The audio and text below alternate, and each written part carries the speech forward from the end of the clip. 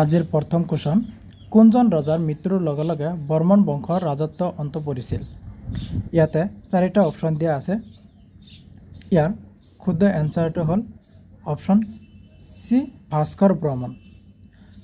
বৰ্মন হৈছে ইয়াৰ শুদ্ধ এনসাৰ আৰু বহুত ইম্পৰ্টেন্ট কোৱেশ্যন হয় মনত ৰাখিব পাৰিলে আপোনালোকে নোট কৰি ৰাখিব নেক্সট কোৱেশ্যন অশ্বমেধ যজ্ঞ অনুষ্ঠিত কৰা কামৰূপৰ প্ৰথম গৰাকী ৰজাজনৰ নাম কি আছিল ইয়াতে চাৰিটা অপচন দিয়া আছে ইয়াৰ শুদ্ধ এনসাৰটো হ'ল অপচন এ মহত্ত বৰ্মন হৈছে অশ্বমেধ যজ্ঞ অনুষ্ঠান কৰা কামৰূপৰ প্ৰথম গৰাকীৰ ৰজাজনৰ নাম নেক্সট কোৱেশ্যন অসমৰ একমাত্ৰ চিমেণ্ট কাৰখানাটো ক'ত অৱস্থিত बहुत সহজ কোৱেশ্যন হয় ইয়াৰ শুদ্ধ এনসাৰটো হ'ল অপচন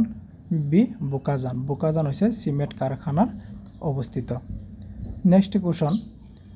মৌৰ্য সাম্ৰাজ্যৰ প্ৰতিষ্ঠাপক কোন আছিল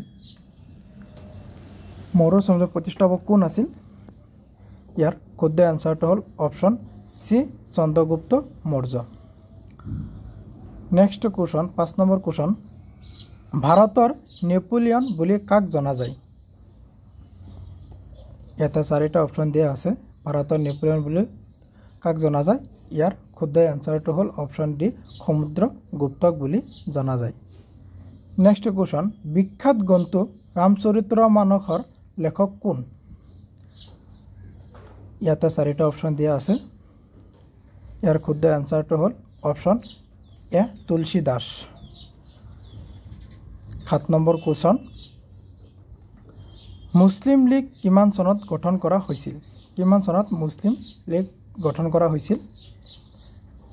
আৰু আপোনালোকে কেইটা আনসাৰ শুদ্ধ দিব পাৰে মোক কমেন্ট কৰি জনাব ইয়াৰ শুদ্ধ আনসাৰটো হ'ল অপচন বি 1906 চনত 8 নম্বৰ কোৱেশ্যন কোন চনত জালিৱানবাগৰ হত্যাকাণ্ড সংঘটিত কৰা হৈছিল ইয়াৰ শুদ্ধ এনসাৰটো হ'ল অপচন সি 1919 চনত জালিৱানবাগৰ হত্যাকাণ্ড সংঘটিত কৰা হৈছিল 9 নম্বৰ কোৱেশ্যন বিহাৰৰ ৰাজধানী কি বিহাৰৰ ৰাজধানী ক'ত ইয়াৰ শুদ্ধ এনসাৰটো হ'ল অপচন বি পাটনা হৈছে বিহাৰৰ ৰাজধানী 10 নম্বৰ কোৱেশ্যন ত্ৰিপুৰাৰ ৰাজধানী কি ত্ৰিপুৰাৰ ৰাজধানী ক'ত আছে ইয়াৰ শুদ্ধ এনসাৰটো হ'ল অপচন সি আগৰতলা হৈছে ত্ৰিপুৰাৰ ৰাজধানী নেক্সট কোৱেশ্যন 11 নম্বৰ কোৱেশ্যন দাদা সাহেব ফ্ৰাংকে বঁটা বিজয় প্ৰথমজন অসমীয়া কোন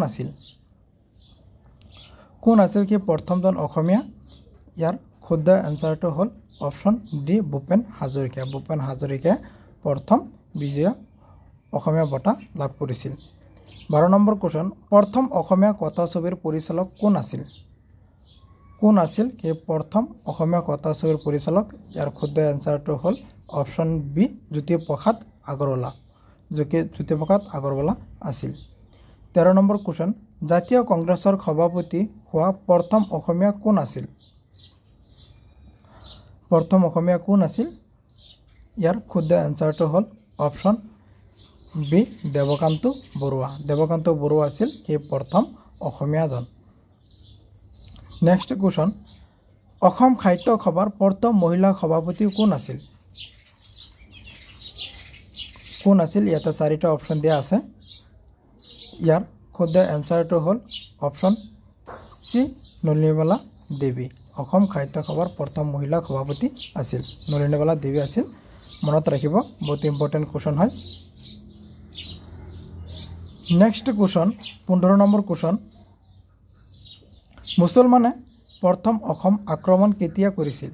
মুছলমানসকলে কেতিয়া প্ৰথমতে অসম আক্ৰমণ কৰিছিল ইয়াৰ শুদ্ধ এনসাৰটো হ'ল অপচন এ 2006 চনতে মুছলমানসকলকে প্ৰথম অসম আক্ৰমণ কৰিছিল 16 নম্বৰ কথা ৰাষ্ট্ৰীয় সন্মান লাভ কৰা প্ৰথম অসমীয়া ছবিখনৰ নাম কি ইয়াৰ শুদ্ধ এনসাৰটো হ'ল অপচন সি পিয়লি ফুকন হৈছে প্ৰথম অসমীয়া ছবিখনৰ নাম 17 নম্বৰ কোৱেশ্চন অস্কাৰ পুৰস্কাৰৰ বাবে মনোনীত হোৱা প্ৰথম আৰু একমাত্ৰ অসমীয়া ছবি কোনখন আছিল সেই প্ৰথম অসমীয়া ছবি ইয়াৰ শুদ্ধ এনসাৰটো হ'ল অপশ্যন ডি ভিলেজ ৰকষ্টাৰ্ছ মনত ৰাখিব নেক্সট কোৱেশ্চন 18 নম্বৰ কোৱেশ্চন অসমৰ কোন ঠাইত তাৰকা গৃহ আছে অসমৰ কোনখন ঠাইত আছে তাৰকা গৃহ ইয়াৰ শুদ্ধ এনসাৰটো হ'ল অপশ্যন এ গুৱাহাটী হৈছে অসমত তাৰকা গৃহ আছে নেক্সট কোৱেশ্চন কটন কলেজৰ কোন চনত স্থাপন কৰা হৈছিল কিমান চনত কটন কলেজ স্থাপন কৰা হৈছিল ইয়াৰ শুদ্ধ এনসাৰটো হ'ল অপশ্যন সি 1901 চনত কটন কলেজ স্থাপন কৰা হৈছিল 20 নম্বৰ কোৱেশ্চন বৰদলৈ ট্ৰফি কোনবিধ খেলৰ লগত জড়িত ইয়াৰ শুদ্ধ এনসাৰটো হ'ল অপশ্যন ডি ফুটবলৰ খেলৰ লগত জড়িত মনত ৰাখিব বৰদলৈ ট্ৰফি ফুটবল খেলৰ লগত জড়িত বহুত ইম্পৰ্টেন্ট হয়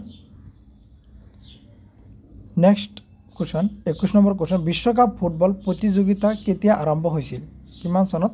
বিশ্বকাপ প্ৰতিযোগিতা আৰম্ভ কৰা হৈছিল ইয়াৰ শুদ্ধ এনসাৰটো হ'ল অপশ্যন এ 1930 চনত বিশ্বকাপ ফুটবল প্ৰতিযোগিতা আৰম্ভ কৰা হৈছিল 22 নম্বৰ কোৱেশ্চন এছিয়া গেমছত স্বৰ্ণ পদক পাওঁতা প্ৰথম অসমীয়াজন কোন আছিল সেই প্ৰথম অসমীয়াজন ইয়াতে চাৰিটা অপশ্যন দিয়া আছে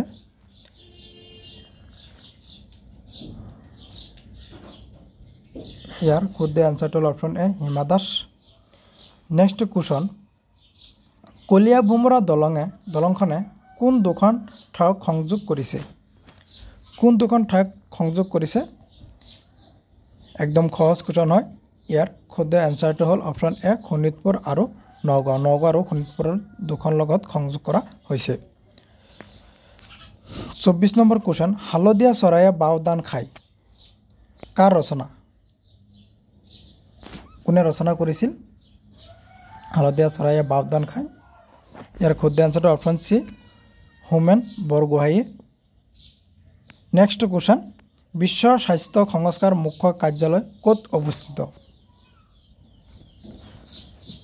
ইয়াৰ শুদ্ধ এনসাৰটো হ'ল অপশ্যন এ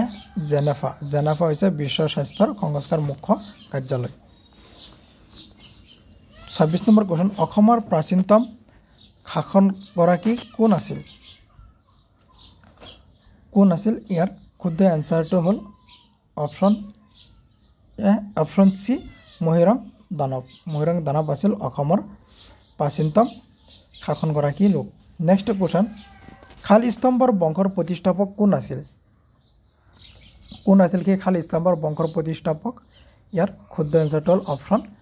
এ খালস্তম্ভই আছিল খালস্তম্ভৰ বংশৰ প্ৰতিষ্ঠাপক 28 নম্বৰ কোৱেশ্চন ভাৰত ৰত্ন সন্মান পোৱা প্ৰথম অসমীয়া কোন